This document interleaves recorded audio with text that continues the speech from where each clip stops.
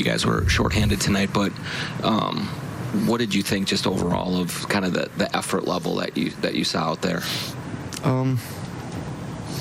I thought in spurts we had what we needed, but we can't be a spurt team. Our margin for error, like many teams in this league, margin for error is not a big one. We got to be the harder competing team for 48 minutes, and I give credit to Atlanta. I give credit to Lloyd and his staff. I'm a big fan of theirs, for what they did. What has to happen, or how do you manufacture more of that hard playing, more of that effort that you need? You can search in a number of ways. It was, I like what Jordan McLaughlin was able to do at times tonight. I like what Josh showed tonight. It's we'll find it. We will, but it'll be.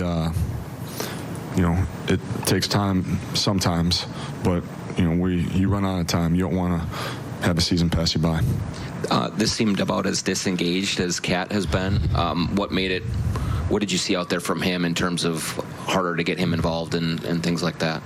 I'll have to take a look at the film, but it's been it's a whirlwind of a 24 hours here. You don't want to make excuses, but everybody handles things differently. But I'll have to take a look at the film.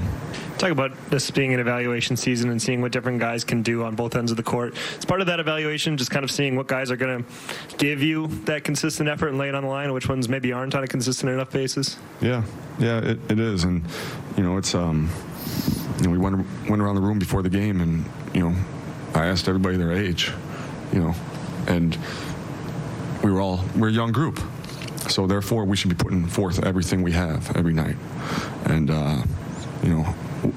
we'll find it. You've been very, very steady and overwhelmingly positive through most of the season. You really tore into the team when it was 85-65 in that third quarter. Were you looking for a jolt?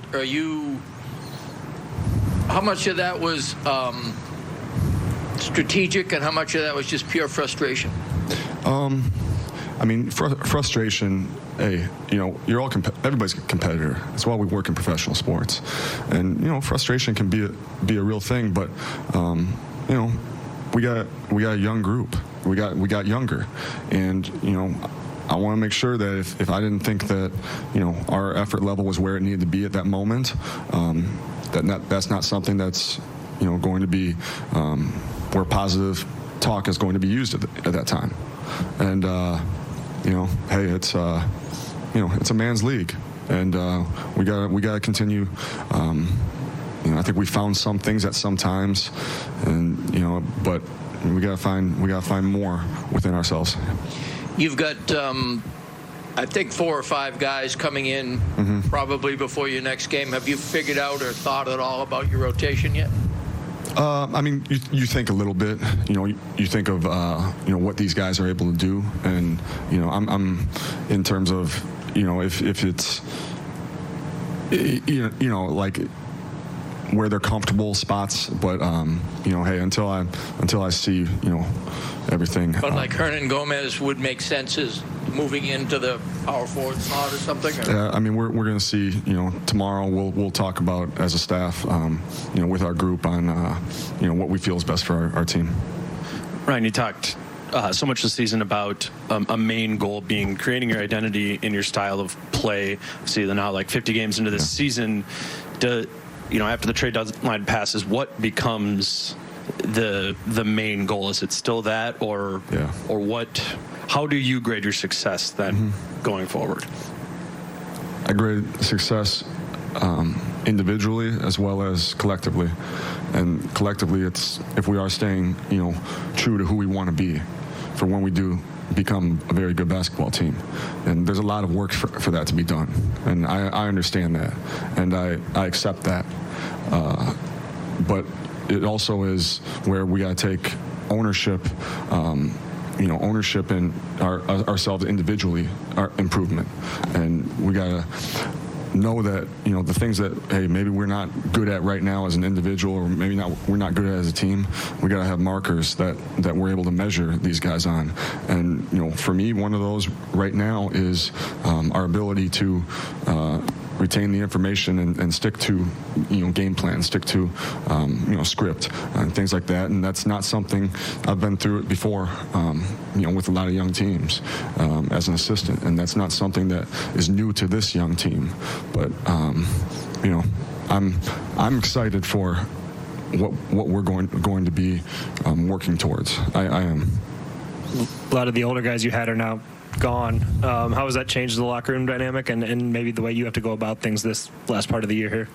Yeah, it's as a coach, it's easier to